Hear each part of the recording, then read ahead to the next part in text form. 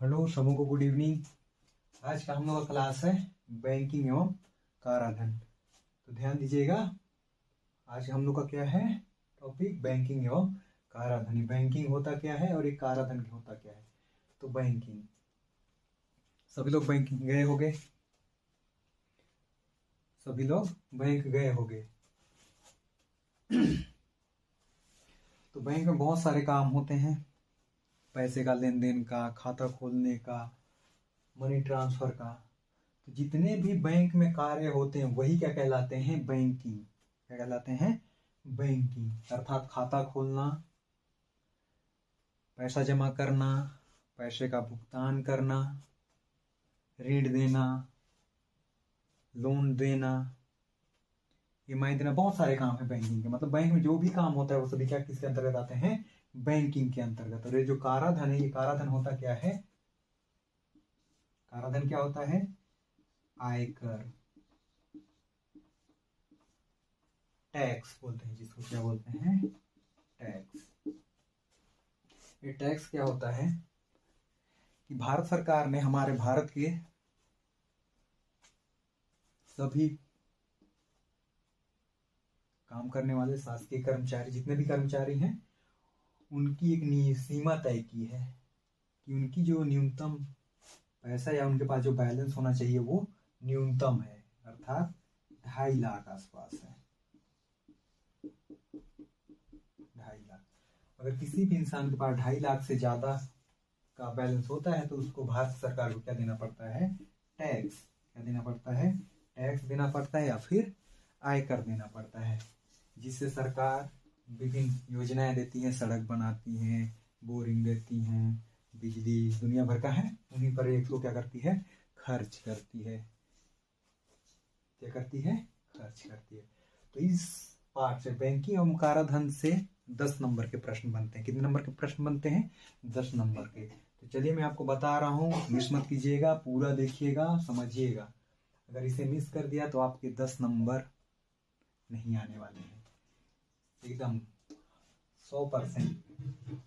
100% guarantee देता हूं, इसमें से 10 नंबर के प्रश्न आपसे पूछे ही जाएंगे।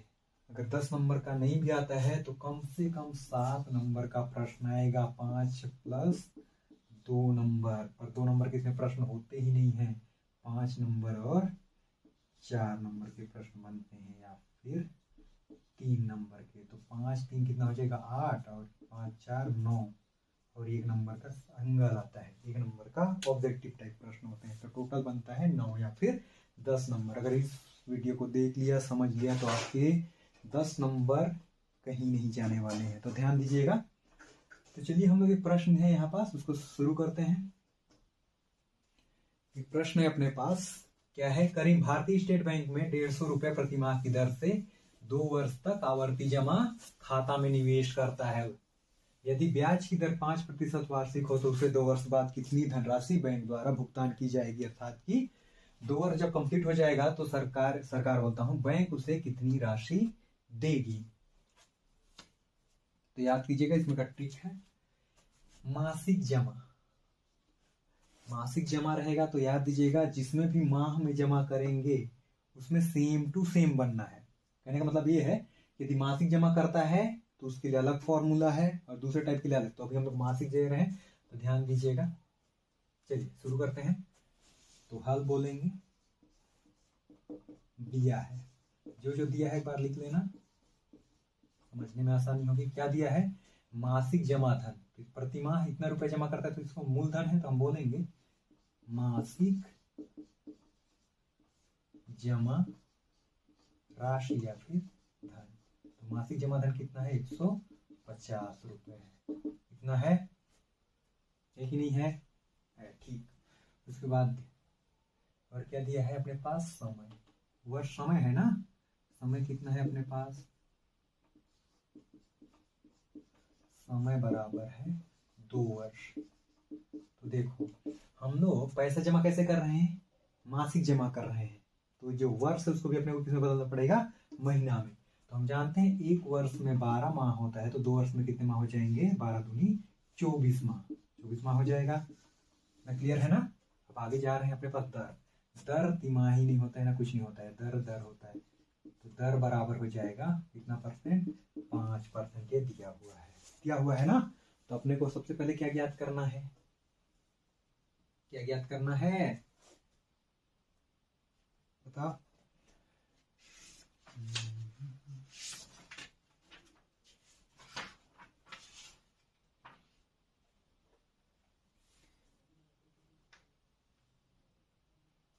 ना क्लियर है ना। चलिए और एक बात देख रहे हैं, करीम है भारतीय स्टेट बैंक में 150 रुपए प्रति माह की दर से 2 वर्ष तक आवर्ती जमा खाता में निवेश करता है। उसके पास एक आवर्ती खाता है जिसमें वो 150 रुपए हर एक महीना की दर से, हर एक महीना के हिसाब से कितना महीना तक जमा करता है, 2 वर्ष तक, अर्थात कि 24 महीना तक जमा करता है। तो बोला है 2 वर्ष बाद उसे कितनी राशि प्राप्त होगी। तो सबसे पहले तो हम ब्याज बताएंगे, ब्याज पता रहेगा तो हम पता लगाएंगे। तो बोलेंगे ब्याज, तो कंडीशन लगा देना, तो ब्याज बराबर होता है, शॉर्ट में लिखूं, मासिक जमा धन, ध्यान देना, शॉर्ट में लिख रहा हूं, मासिक जमा धन गुणित दर गुणित समय। कितना हुआ, मासिक जमा धन गुणित दर गुणित समय।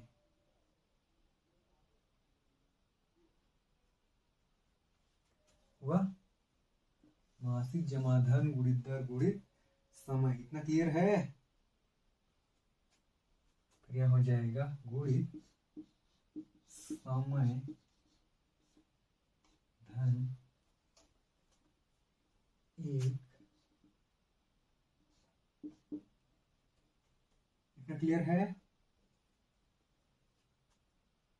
थोड़ा सा हम लोग मॉडिफाई कर देते हैं, समय समय को एक जगह ले लेते हैं, मेन पूरा कर दे यहाँ, समय वही फॉर्मूला है, बस सुविधाएं होंगी इसलिए समय बटे इतना बटे क्या हो जाएगा, यहाँ मासिक जमा बटे में 100 और उसके बटे में 24, यही फॉर्मूला है, ध्यान देना। ब्याज बराबर मासिक जमा धन गुणित दर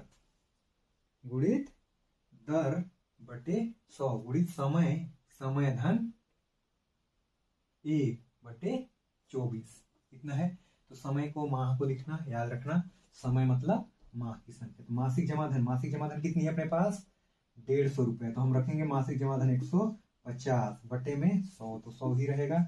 यहाँ गुणा है तो गुणा चिन्ह, समय कितना है 24, तो हो जाएगा 24 गुणित, 24 गुणित ना, ये समय 24 है, 24 और 1 25, तो हो जाएगा नीचे ऊपर 25 और बटे में 24। तो हम बोलेंगे 24 से कम 24, 24 से कम 24, कट गया। फिर 0 से 0 काट दो, 5 से और माइनस कर दो, 5 या 15, 5 दूनी 10। तो अपने पास बचा कितना, 3 गुणित 25 और बटे में 2। तो 25 का कितना होता है, 25 का कितना होता है 75, 75 बटे कितना हो जाएगा 2, 2 से भाग दे तो 75 को कितना आता है, 2 तिया 6, 1 5 2 सत्ते 14, 1.0, 2 पंचे 10, मतलब 30, 37.5। क्या है ये, ब्याज है। तो उसे कितना ब्याज मिलेगा, 37 रुपये 5 पैसे, 38 रुपये मान लेते हैं, 37 रुपये 5 पैसे, अर्थात 38 रुपये ले लो, क्योंकि ये 50 पैसे आज चलता नहीं, तो 50 ज़्यादा मिलेगा या फिर 50 कम मिलेगा, तो जैसी बात है, तो 37 हो गया 38, तो 5 है इसलिए बोलेंगे 38। ये तो सिर्फ ब्याज है, उसका हिसाब करना है 2 वर्ष बाद मिलने वाली राशि। तो हम बोलेंगे इसको, करीम को, अतः करीम को 2 वर्ष बाद मिलने वाली राशि या फिर रुपए, तो राशि लिख देते हैं या रुपए, समझना। देखो बराबर राशि यही कर देते हैं, नीचे से लिख रहा हूं 2 वर्ष, 2 वर्ष मतलब कि 24 महीना, 24 गुणित, तो फॉर्मूला लिख दूं या डायरेक्ट करूं, फॉर्मूला लिख देते हैं, चलो,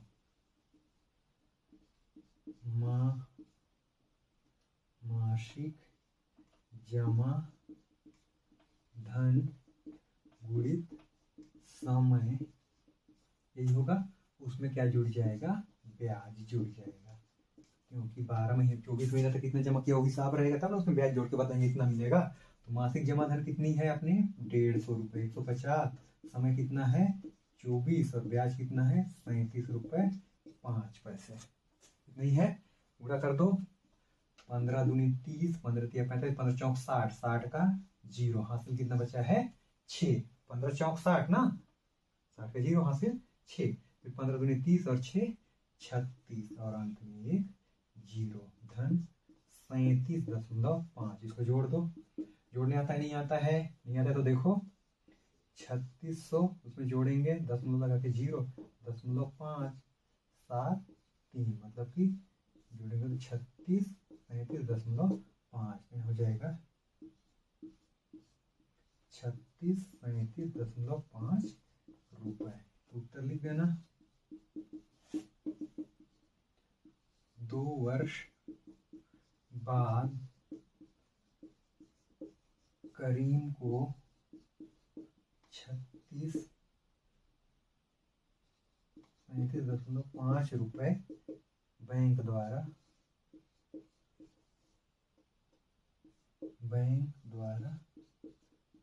दी जाएगी। यही है 3637, मतलब 3637 रुपए बैंक द्वारा उसे दिया जाएगा। कितने महीने बाद, 2 वर्ष अर्थात कि 24 माह बाद। क्लियर है, फॉर्मूला एकदम सिंपल है, मासिक जमा धन गुणित दर बटे 100 गुणित समय इंटू समय प्लस 1/24। ये 24 फॉर्मूले का है ये पूरा चीज, 24 कहाँ से आया वाली बात नहीं है, 24 कहाँ का है, फॉर्मूले का है, सूत्र का है। ठीक है, क्लियर है, इतना क्लियर है, चलिए ठीक, क्लियर है तो लाइक जरूर कीजिएगा।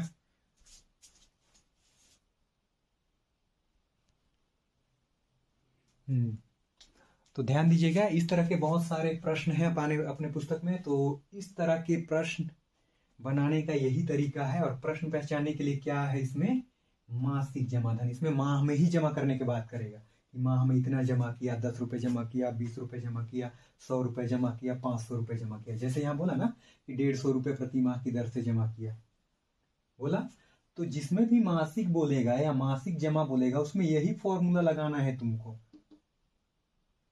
यही इसकी पहचान है, ट्रिक है। ठीक है, चलिए आगे बढ़ते हैं।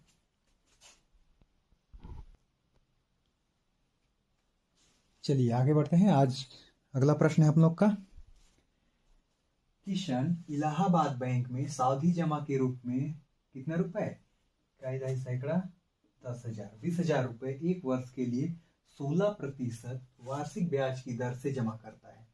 ब्याज तिमाही संयोजित होती है तो परिपक्वता के पश्चात कितनी धनराशि प्राप्त होगी। क्वेश्चन समझ में आया।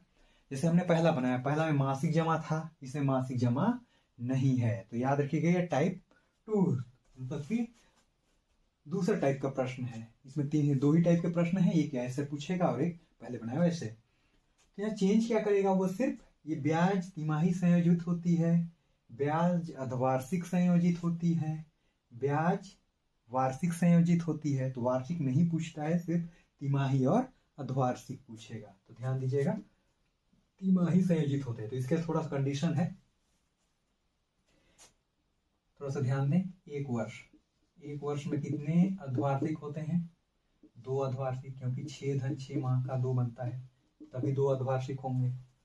फिर एक वर्ष में तिमाही 3, तो इसके भी 2, 3 धन 3 धन, इसके 3 धन 3, मतलब कितने तिमाही, 4 तिमाही। तो ध्यान दीजिएगा, तिमाही बोलता है तो समय में 4 का गुणा करना, कितने का गुणा करना, 4 का गुणा करना। ठीक है, और अगर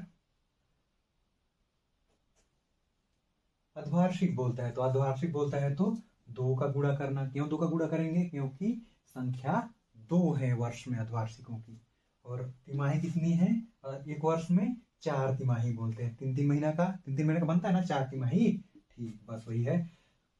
तो यहाँ बोला है एक वर्ष, और चूंकि तिमाही संयोजित हो रहा है तो वर्ष में 4 का गुणा करेंगे और दर को 4 से भाग करेंगे, क्योंकि जो 16% है वो कैसे है, वार्षिक है। ये 16% को अपने को पहले तिमाही में संयोजित करना है, बस यही चेंज करना है, बाकी दूसरे टाइप के प्रश्न में नहीं करना है। तिमाही बोलेगा या अर्धवार्षिक, या तिमाही बोला इसलिए 4 से भाग दिया, और अर्धवार्षिक बोलता तो इसको कितना से भाग देते, 2 से।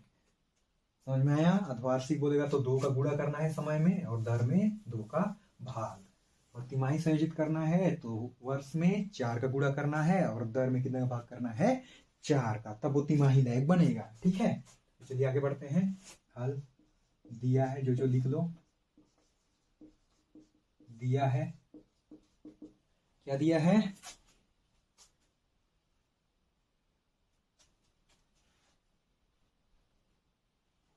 क्या दिया है जी? सावधि जमा के रूप में जब भी जमा करते हैं वो मूलधन कहलाते हैं। क्या कहलाता है?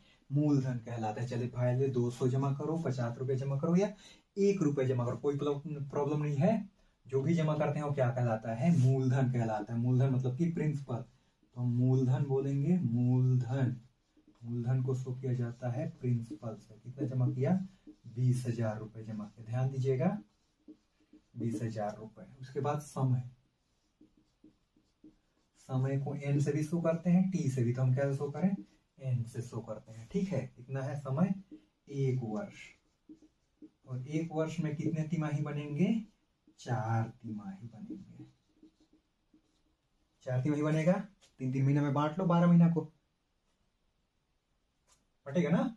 ठीक, उसके बाद कितना है अपने पास? दर। दर को क्या बोला जाता है? रेट, मतलब कि r। r कितना है? 16%। तो क्योंकि अपने तिमाही गणना कर रहे हैं तो इसको भी तो अपने को तिमाही बनाना है। तो तिमाही बनाने के लिए जितने तिमाही बनेंगे उतने का क्या कर देना है? उतने का नहीं, 1 वर्ष में जितने तिमाही बनेंगे उतना से भाग देना है। कहने का मतलब समय में तिमाही बोलेगा तो 4 का गुणा, तब 4 एकम 4 तिमाही, और इसमें 4 का भाग अर्थात 16/4। तो 4 चौके 16, तो कितने बना? 4% तिमाही बना। इतना क्लियर है? और एक बार रिपीट कर दे रहा हूं, जब तिमाही गणना करेंगे तो समय में 4 का गुणा करेंगे और दर में 4 का भाग। और जब समय क्या हो? अर्धवार्षिक हो, तो अर्धवार्षिक हो तो समय में कितना गुणा करेंगे? 2 का, और दर में 2 का भाग। क्लियर है इतना? ठीक, आगे बढ़ते हैं। तो मिश्रधन, मिश्रधन मतलब मूलधन भी रहेगा उसमें और ब्याज भी रहेगा। ठीक है, तो मिश्रधन बराबर होता है a × 1 + r/100 घात में n। नहीं होता है मिश्रधन बराबर p × 1 + r/100 घात में n। तो a अपने पास नहीं है, अरे सॉरी, a बोलता हूँ, p क्योंकि प्रिंसिपल मूलधन है अपने पास है तो मिश्रधन है। ये क्या है? मिश्रधन है। ठीक, p × 1 + r/100 घात में n। p कितना है अपने पास? 20,000 रख दो, 20,000। ध्यान दीजिएगा, 20,000 हुआ 1 + r कितना है अपने पास? इसको नहीं लिखना है, ये है 4/100 घात में कितना है? n मतलब 4, तो यहाँ आ जाएगा 4। इतना क्लियर है ना? अब 4 से इसको काट दो, 4 से कट जाएगा, 4 एकम 4, 4 दूनी 8, 9 10, 2 बचेगा, 4 5 6 20। कितना हो जाएगा ना? ठीक, तो यहाँ हो जाएगा 20,000, 25 से कम 25 और 1 26, 26/25 घात में 4। क्लियर है इतना? ठीक, अब आगे बढ़ते हैं। चलो, अपने पास है 20,000, ठीक है ना? 20,000 गुणित 26 कितने बार है? 4 बार। चलिए आगे क्या हो जाएगा? 20,000 गुणित 26 गुणित 26 गुणित 26 गुणित 26, 4 बार हो जाएगा 26 ना। ठीक है, उसके बाद नीचे 25 गुणित 25 गुणित 25 गुणित 25। इतना क्लियर है ना? ठीक, अब आगे चलिए, 25 से काट देते हैं, 25 से कम 25, 25 100 होता है, तो 25 8 200, 25 शून्य 25 शून्य 0। इतना क्लियर है? ठीक, आगे जाते हैं। 25 से काट दो, 25 से कम 25, 25 किया 75, 5 बचेगा, 25 दूना 50, ये भी कट गया। क्लियर है ना। उसके बाद देखो बच्चा आपने कहा क्या 32 गुणित 26 गुणित 26 गुणित 26 गुणित 26 और बटे में क्या बचा 25 गुणित 25। इतने बचा है। ठीक है, अब ऊपर गुणा करते हैं। चलो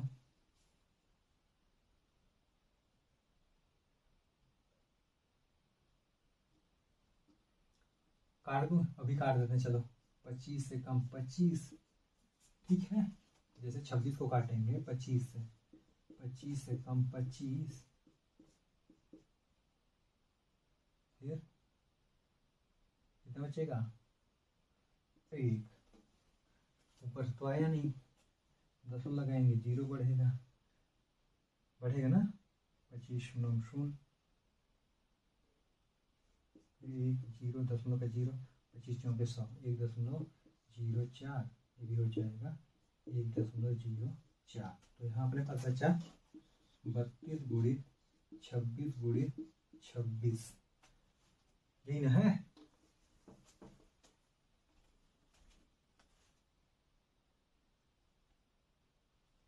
चलिए अब यहाँ पास इन दोनों को गुणा कर दो। 1.04 गुणित 1.04, 4 चौक 16 का 6, ठीक है। 4 चौक 16 का 6 हासिल 1, 4 शून्य शून्य और 1 1, 4 एकम 4, 0 0 0, 2 स्थान कट गया, 4 एकम 4 0 1 एकम 1, 2 2 4 1 2 3 4 2 6 1 4 4 8 0 1, तो 4 अंक के बाद दशमलव हो जाएगा 2 2 2 3 4 1 दशमलव इतना हो गया, हुआ ना। बहुत बड़ा संख्या बना रहे जी, हटा बहुत बड़ा, इतना लेन ही नहीं जाते हैं, सीधे सीधे कर देते हैं। 26 गुणित 26, नीचे 25 गुणित 25, क्योंकि दशमलव में बहुत लेंदी जा रहा है, छोटा बन रहा है पर वो लेंदी हो रहा है, तो सीधे सीधे 26 गुणित 26 कर दो। 26 गुणित 26, 6 6 36 का 6 हासिल 3, 6 दूनी 12 13 14 15, कितना हुआ 6 दूनी 12 का 2 हासिल 1 2 दूनी 4 और 1 5, मतलब 6 5 6 7 और 1 6 7 6, 32 गुणित 6 7 6 गुणित 6 7 6 और 25 पंचे 25 चौक कहाँ जाएगा, कहाँ जाएगा 25 चौके 100, 25 पंचे 125, 125 का 5 हासिल 12, 25 दूना 50, 60 तो 62, कितना होगा।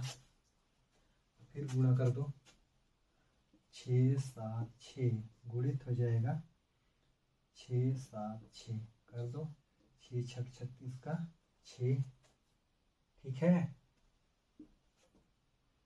बचा कितना 3, 6 7 42 43 14 45 का 5 हासिल बचा 4, 6 6 36 37 39 40, कटो 7 6 42 का 2 हासिल 4, 7 7 49 50 51 52 53 53 का 3 हासिल 5, 7 6 42 43 40 45 46 47 47 7 और ये 4, 2 स्थान और काट दो, 6 6 36, ऊपर वाला ही लाइनेगा 6 5 0 4, जोड़ दो 6 5 6 7 6 3 9 7 8 9 10 11 12 13 14 15 16, 16 का 6 हासिल है 1 5 45, इतना हुआ, हुआ ना। और इसमें गुणा करना है कितने का 32 का, गुणा कर दो 32, 6 दूनी 12 का 2 हासिल 1, 7 दूनी 14 1 15 का 5 हासिल 1, 9 दूनी 18 और 1 19 हासिल 1, 6 दूनी 12 और 13 का 3 हासिल 1, 5 दूनी 10 और 1 11 का 1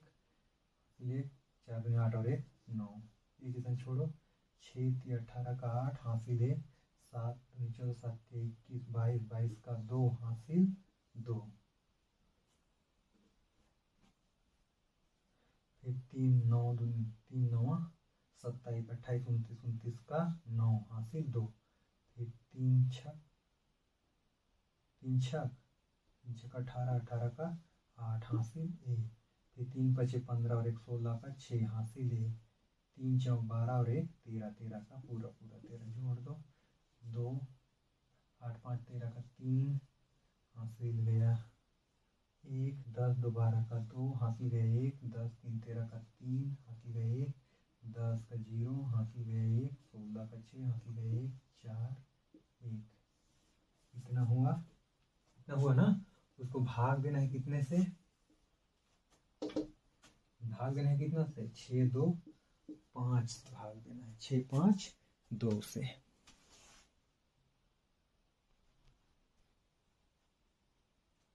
चलिए कितना आएगा, इससे हम इसको भाग देंगे तो कितना आएगा। टोटल तो हमने बोला, इन सबको गुणा करने पे कितना आएगा, 14 60 32 32, 2.5 सैकड़ा, 1000 10,000 लाख 10 लाख करोड़, बहुत ज्यादा संख्या है। तो बटे में हो जाएगा 625। अब 625 का टेबल बनाओगे तो कितने बार में हो जाएगा, कितने बार में जाएगा, 23 36 5.17, 2.5 सैकड़ा, 1000 23,665.17, 23,365.17 बार में क्या करेगा, उसको काटेगा। तो ये क्या हो गया, इतना रुपए। तो ध्यान दीजिएगा, हम जो बोल रहे हैं ये 23,365, ये क्या है, अपना मिश्र धन है। क्या है, मिश्र धन है।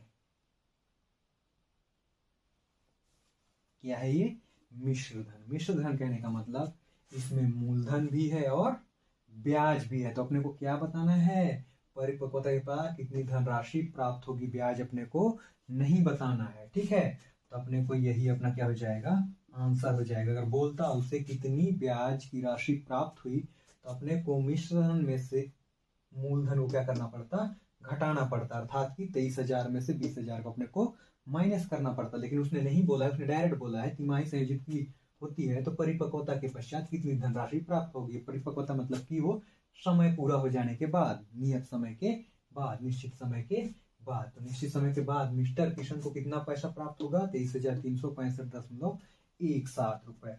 तो 65 भी बोलोगे तो कोई प्रॉब्लम नहीं है। ये 17 जो .17 है वो तो या तो 1 रुपया बनेगा या फिर वो 0 रुपया बनेगा, क्योंकि इतने का हिसाब अपने पास नहीं होता है बैंकिंग में। ठीक है, तो क्लियर हो गया होगा, क्लियर हुआ होगा।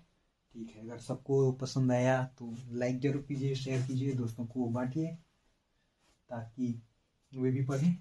और बोला हूँ इस पार्ट से कितने नंबर के प्रश्न आएंगे, 9 या फिर 10 नंबर के। बड़े प्रश्न एक हैं, उनको भी अभी बनाएंगे। ये 4 नंबर वाले हैं ये, और हमने पहले जो बनाए हैं वो। इसमें और एक प्रश्न है, चलो उसको भी देखते हैं। तो समझ में आ गया होगा ना। ठीक है, अगला प्रश्न देखते हैं।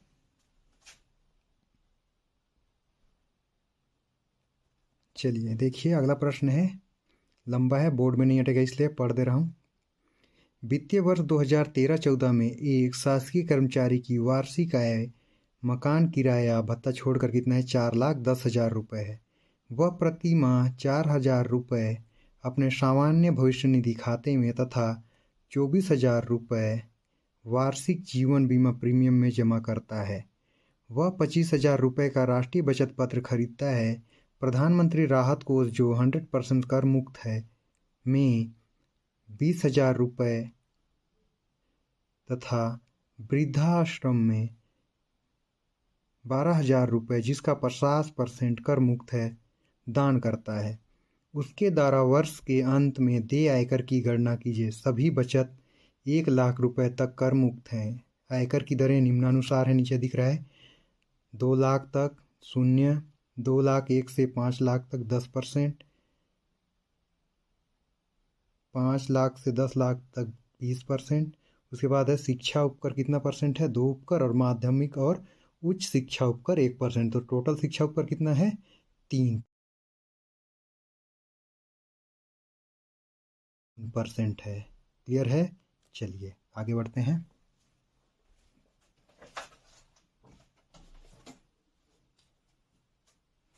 तो सभी लोग ध्यान दीजिएगा, ये जो प्रश्न बना रहे हैं गाइड में दूसरे टाइप का है, अदर में दूसरे टाइप का है, तो अपने हिसाब से बना रहे हैं, अपना ट्रिक यूज करके बना रहे हैं। तो कृपया करके ऐसे ही बनाइए, सिंपल है, साधारण है, एकदम सरल वो में है, सरल लैंग्वेज में है, कहने का मतलब सरल तरीका में है। ठीक है, तो बनाए। सबसे पहला नंबर इसमें मेरा जो भी तरीका है इसमें मैं पहला दूसरा नंबर हिसाब से बनाता हूँ। हाँ,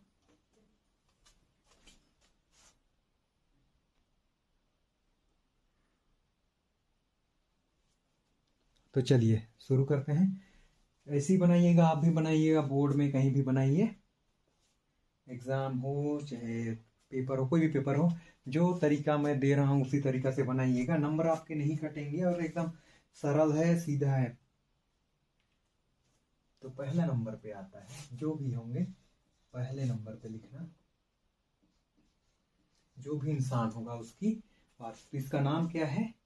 शासकीय कर्मचारी है, तो बोलेंगे शासकीय कर्मचारी का वार्षिक आय। इसमें मासिक से कोई लेना देना नहीं है, तो हम बोलेंगे शासकीय कर्मचारी का वार्षिक आय। इसमें सिर्फ वार्षिक बनाना है, मासिक में कुछ भी नहीं होता है। वार्षिक आय कितना है? 4,10,000 रुपए है। ठीक है, ठीक। उसके बाद दूसरा नंबर में आता है कर में छूट योग्य राशि। कर में छूट योग्य राशि कहने का मतलब उसने बीमा कराया है, क्या कराया है। तो पहले नंबर पर उसने क्या कराया है? सामान्य भविष्य निधि प्रतिमाह। देखो, तो पहला नंबर पे है सामान्य भविष्य निधि। उसमें कितना हजार जमा किया है? 4,000। देखो, लेकिन 4,000 मासिक बोला है, इसमें मैंने बोला मासिक का कोई रोल नहीं है, इसमें हमेशा क्या होता है? वार्षिक होता है। तो मासिक रहेगा तो 12 से गुणा करके वार्षिक, अर्धवार्षिक है तो 2 से गुणा करके वार्षिक, तिमाही है तो 4 से गुणा करके उसको वार्षिक बना लेना। ठीक है, तो 12 चौक कितना हो जाएगा? 48,000। इतना क्लियर है? ठीक। उसके बाद दूसरे नंबर पे उसने क्या कराया है? देखो, दूसरे नंबर पे क्या कराया है? जीवन बीमा प्रीमियम। तो यहां बोलेंगे जीवन बीमा, जीवन बीमा प्रीमियम में जमा किया है। कितना जमा किया है? जीवन बीमा प्रीमियम में कितना जमा किया है? जीवन बीमा प्रीमियम में 24,000 रुपए। कितना हजार रुपए? 24,000 रुपए जमा किया है। क्लियर है? ठीक। उसके बाद अगला क्या कराया है? अगला क्या कराया है? राष्ट्रीय बचत पत्र खरीदा है। तीसरा नंबर में बचत पत्र या राष्ट्रीय बचत पत्र खरीदा। राष्ट्रीय बचत पत्र कितने रुपए में खरीदा है? राष्ट्रीय बचत पत्र को 25,000 रुपए का। कितने हजार रुपए का?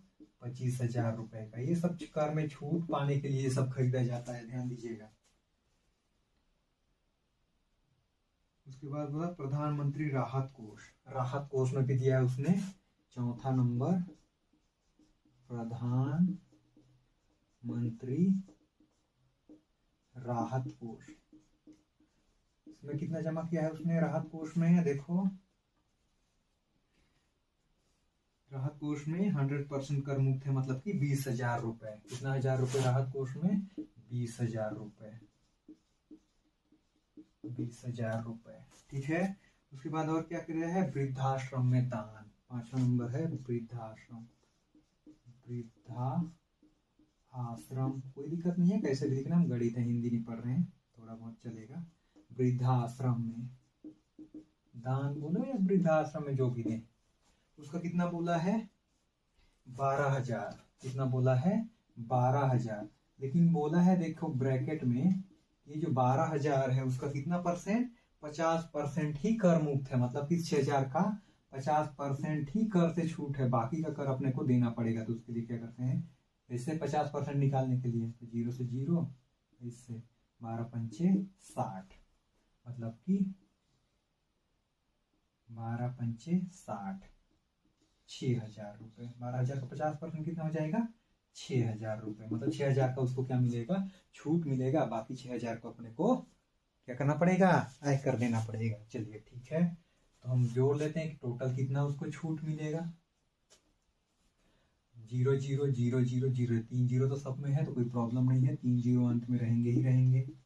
ठीक है ना? अब जोड़ो 8 9 10 11 12 13 14 15 16 17 18 19 20 21 22 23। 23 का 3 हाथ में कितना जाएगा? 2। 4 5 6 7 8 9 10 11 12। 1,23,000 रुपए क्या हो गया? उसको छूट हो गया है। सबको पता है 1,23,000 उसको क्या मिल रहा है? छूट मिल रहा है कर के लिए। लेकिन ध्यान देना, इसमें बोला है कि सभी बचत 1,00,000 रुपए तक कर मुक्त हैं। बोला है ना प्रश्न में कि सभी बचत 1,00,000 रुपए तक कर मुक्त हैं। मतलब कि इसमें इस 23,000 को अपने को इसी में छोड़ना पड़ेगा। सुनाई दिया? मैंने क्या बोला कि बोला है पुस्तक में कि जो सभी बचत है यही बचत है। इसमें जो अधिकतम बचत है वो कितना है? सिर्फ 1,00,000 तक। 1,00,000 तक का ही छूट है, बाकी जो भी होता है उसको अपने को वापस देना पड़ेगा। तो तीसरा होता है कर योग्य राशि। मतलब कितना का कर देना है वो कर योग्य राशि। अब कर योग्य राशि में क्या करते हैं हम लोग? पहला में से दूसरा को घटा देते हैं, या फिर बोलो 1,00,000। तो इसमें 1,00,000 से ज्यादा है, 1,00,000 से ज्यादा है ना, छूट बोला है 1,00,000, तो हम इसमें 1,00,000 घटाएंगे। कहने का मतलब अपने पास पैसा कितना है? 4,10,000 है। इसमें हमको घटाना है सिर्फ 1,00,000। 1,00,000 क्यों घटा रहे हैं? जबकि बचत तो 1,23,000 हुआ, लेकिन प्रश्न ही बोला है कि जो सभी बचत है वो सिर्फ कितने हैं? 1,00,000 तक ही छूट है। 1,00,000 से ज्यादा होगा तो उसको अपने को टैक्स देना पड़ेगा। इसलिए हमने घटाया 1,00,000, तो बचे यहाँ 3,10,000 रुपए बचे। ठीक है, अगर 1,00,000 से कम होता तो कम को घटाते। समझ में आया ना? तो ये कर योग्य राशि हो गई। उसके बाद आता है अगला चौथा नंबर, आयकर की गणना। आयकर की गणना, तो ध्यान देना यहीं से प्रश्न स्टार्ट है, मेन है। तो आयकर की गणना, पहला कंडीशन क्या है? 2,00,000 तक। यहाँ हो जाएगा पहला 2,00,000 तक। 2,00,000 तक कितना परसेंट है? 0%। मतलब कि 0 रुपए, कुछ देना ही नहीं है। उसके बाद दूसरा नंबर कितना है? 2,01,000 से 5,00,000 तक। कितने है ना?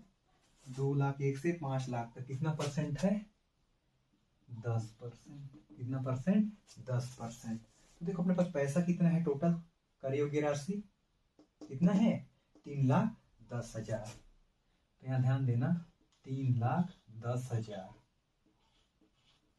हुआ। 10,000 3,10,000 है, लेकिन हम लोग को तो 2,00,000 का टैक्स देना ही नहीं है। 2,00,000 का टैक्स देना है, नहीं देना है तो हमको इसमें 2,00,000 घटाना पड़ेगा।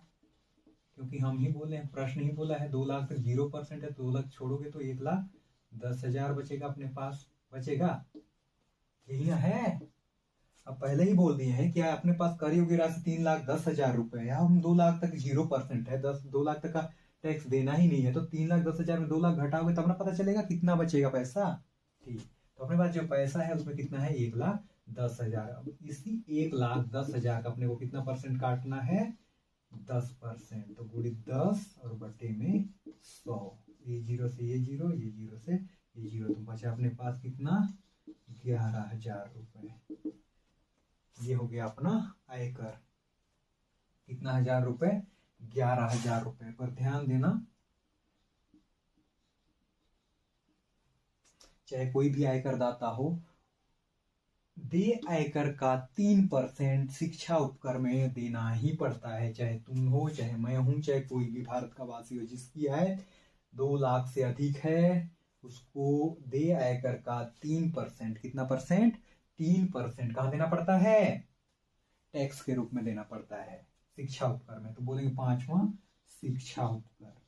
ये जो शिक्षा उपकर होता है वो सिर्फ देय आयकर का 3% होता है। ध्यान देना, इसका 3% नहीं, देय आयकर। यही है देय आयकर, यही ना है देय आयकर। कितना आयकर बना है, तो शिक्षा उपकर होता है कितना परसेंट, 2% और 1%, तो टोटल हो जाता है 3%। बारी बारी से मत काटने के बाद 3% काट देना। तो अभी सिखाया परसेंट काटना, 11,000 × 3/100, यही होता है 3%। ठीक है, 0 से 0 कैंसिल, 0 से 0 कैंसिल, तो हो जाएगा 11 तिया 33 और अंत में एक 0, मतलब 330 रुपए। ये क्लियर है? क्लियर है? ठीक। तो देखो, जो भी शासकीय कर्मचारी है कुछ भी नाम दे देगा पेपर में, या नहीं भी देगा तो कोई प्रॉब्लम नहीं है, देता है तो अच्छी बात है, नहीं देता है तो भी अच्छी बात है। अपने को बस कॉन्सेप्ट समझना है कि बनाना कैसे है। तो मैंने एकदम क्लियर बताया है, सब स्टेप को ध्यान से देखिए। गाइड में कैसे है क्या है हम नहीं जानते, पर यहाँ जो भी तरीका बनाए हैं एकदम सही है, सटीक है। अगर गाइड से बनाते हो तो फंस जाओगे, तो प्लीज देखिए, समझिए और बनाइए। तो 6वां नंबर कुल देय आयकर बोलेंगे। अब यहाँ तो कंप्लीट हो गया, कुल देय आयकर। देखो, जो वो इंसान है 11,000 तो देना ही देना है, उसको देना है कि नहीं देना है, देना है, और साथ में 330 रुपए भी देना है। मैंने बोला ये दोनों शिक्षा उपकर और देय आयकर दोनों का योग ही बताता है कुल कितना आयकर होगा। तो जोड़ेंगे तो 0 3 3 11,330 रुपए होगा। तो जो भी शासकीय कर्मचारी है उसको वर्ष के अंत में कितना टैक्स देना पड़ेगा, 11,330 रुपए देना पड़ेगा। तो ध्यान दीजिएगा, कभी कभी कोई क्या करता है,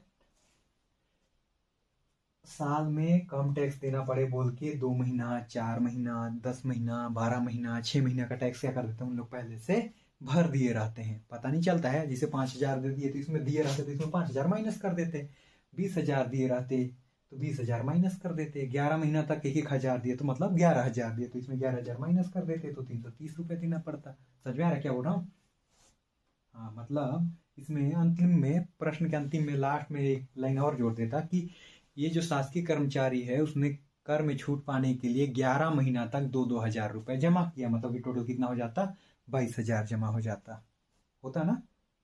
तो बोलता अंतिम 1 महीना में कितना कर देना पड़ता, तो टोटल कर में जितना जमा किया उसको क्या करना है, लास्ट में बस घटाना है। पर ये वैसे प्रश्न नहीं है, एकदम सीधा है, साफ साफ है। तो ध्यान दीजिएगा, ये बनते हैं अपने 6 नंबर या फिर 5 नंबर वाले प्रश्न। मेरी आंसर है,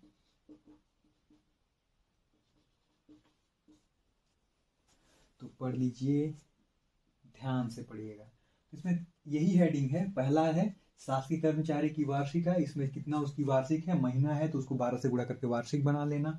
ठीक है, उसके बाद कर योग्य, कर में छूट योग्य राशि, उसने जितना भी चीज कराया, बीमा कराया है, बचत पत्र खरीदा है, दान दिया है, उन सब का ब्यौरा यहाँ पास होता है। पर ध्यान देना और चीज, चूंकि प्रश्न में बोलता है आजकल कि सभी बचत की जो अधिकतम राशि है या सभी बचत का जो मुक्त है वो सिर्फ 1 लाख तक का ही देगा। अगर ये 1 लाख से ज्यादा है तो तुमको यहाँ पास 1 लाख ही घटाना है। समझ में आया? और अगर यहाँ 1 लाख से कम है तो तुमको यहाँ 1 लाख से जो यहाँ कम है उसको घटाना है, क्योंकि यहाँ कम रहेगा तो तुम 1 लाख नहीं घटा पाओगे, सरकार को धोखा नहीं दोगे। समझ में आ रहा है? इसलिए हम बोल रहे हैं कि यहाँ अगर 1 लाख से ज्यादा है तो तुमको यहाँ 1 लाख घटाना है, अगर 1 लाख से कम है तो कम वाले को घटाना है। ठीक है, तो जो भी राशि बचेगी आएगी घट के, वो क्या कहलाएगा, फिर इसी का हमको क्या करना है, आयकर की गणना। उसमें भी कंडीशन रहेगा 2 लाख तक कितना परसेंट। तो ये नहीं बोला कि 2 लाख तक 0% तो सर बताए थे, अगर बोला कि 0 या 2 लाख तक 10% तो प्रश्न के अकॉर्डिंग जाना यहाँ 10% काटना, लेकिन चूंकि 0% है इसलिए 2 लाख तक का कोई कर नहीं, इसलिए हम आगे बढ़ गए दूसरे स्टेप में। 2 लाख 1 से 5 लाख तक गए, तो अपनी जो राशि है नहीं 2 और 5 के बीच में है 3,10,000, 2 लाख का छूट है, इसलिए हमने न्यूनतम वाले 2 लाख को क्या किया, घटा दिया, तो बचा 1,10,000। अब इसी 1,10,000 का हमने क्या किया, 10% काटा, तो 10% काटा कितना बचा, 11,000। तो जो यही अपना आयकर होता, यही अपना क्या होता, आयकर होता। शिक्षा उपकर प्रश्न में दे चाहे ना दे कोई प्रॉब्लम नहीं है, तुम दे आयकर का 3% शिक्षा उपकर में काटना ही काटना। ठीक है, उसके बाद हम 11,000 का 3% काटेंगे तो कितना हो जाएगा, 330 रुपया हो जाएगा। तो अंत में कुल देय आयकर हो जाएगा 11,000 धन 330 रुपये, अर्थात कि 11,330 रुपया देना पड़ेगा जो भी ये शासकीय कर्मचारी है उसको। ठीक है, तो समझ में आया होगा। अगर पसंद आया है लाइक कीजिए, शेयर कीजिए, दोस्तों को भी शेयर कीजिए, खुद भी पढ़िए, तभी तो जानेंगे कैसे बनाना है, क्या करना है। अगर नहीं पढ़ते हैं तो बहुत बड़ी समस्या है। और एक बार और रिपीट कर रहा हूँ, 100%,